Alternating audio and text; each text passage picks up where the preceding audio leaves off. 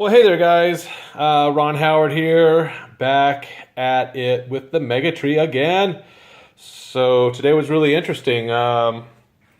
There's 32 strands, 100 nodes, hanging on a stand I use for a backdrop for photography that looks like it's bending. Well, hopefully it doesn't stay up there too long. Where do I start? Well, first of all, when you poke that many pixels, and I had my wife helping me with this, so she was a trooper and really helped out quite a bit while I was making pigtails and whatnot. She was poking some of them, and then we had a competition to see who could go the fastest, and I figured out a nice shortcut when you do these. If you do the soft side on the back and you bend it over like this when you're putting them in, when you put them in this way, if you put a slight bend in it, you can get yourself a nice assembly line, and they push in really nice. When you keep them kind of straight and you're pushing from the bottom, forget it.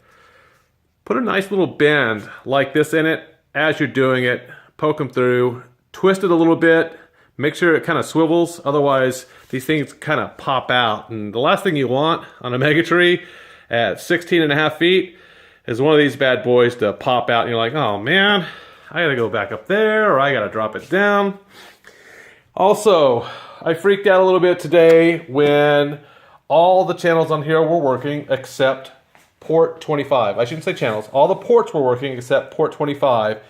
And I replaced the Euro plug, checked the plugs, checked this, put lights in other ports, every combination you could name before I called David Pitts, because I don't like to call him unless I've really exhausted everything that I think I can think of. Turns out there is... Oh, hold on. Let me turn on the light so I can show you this. This will be kind of important. And by the way, I'm not advocating that you fix this the way I did today under David Pitt's direction. But there are, see these little black things down here? There's 1, 2, 3, 4. Yeah, those chips right there. Well, those happen to control the board, and it turns out I might have had a bad chip. Maybe it wasn't seated all the way, and as David was instructing me how to pull it out with a screwdriver very gently, I'd already wrapped my finger around it and didn't even put much pressure on it, and the thing popped up, stabbed me in the finger, because it's always fun when Ron Howard gets stabbed by his hardware. And I always said O-S-H-I-T with David on the phone. I said, I just stabbed myself with your prong. He goes, what?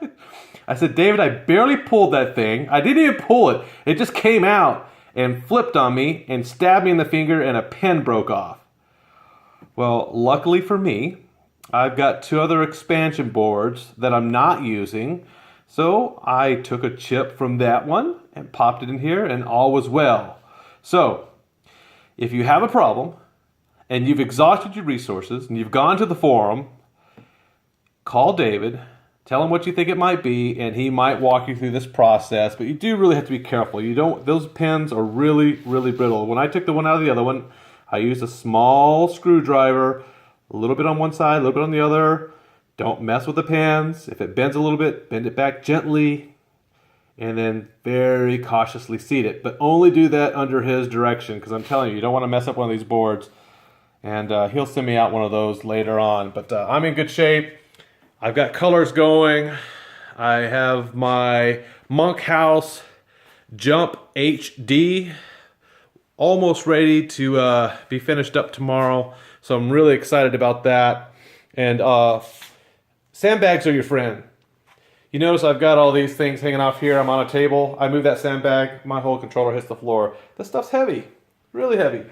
Oh, some other exciting news. I don't normally work out here. I'm usually in my office doing this stuff, but this is the QT, let me try to do it like he does, QT3, the Smack Daddy of all time, holiday coral. This isn't what I really wanted. I want a metal plate. I want it drilled. I want it built for me. I'll have one made for me next year when I do more strings. But this thing looks pretty nice. It's got these screws in here to tighten it up. I put tape around it anyway because this is 1 inch galvanized, and this is the cup that's going to go on a 1.5 that's inside the 2-inch on my Mega Tree. And we'll get this bad boy up tomorrow, and then my star will go on here. And I was looking at Gil's post earlier about how he put his star on there, and I joked about just using duct tape.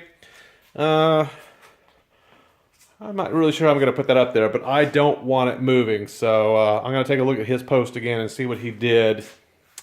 That's it, guys. Have a good one. Remember, my show starts December 1st.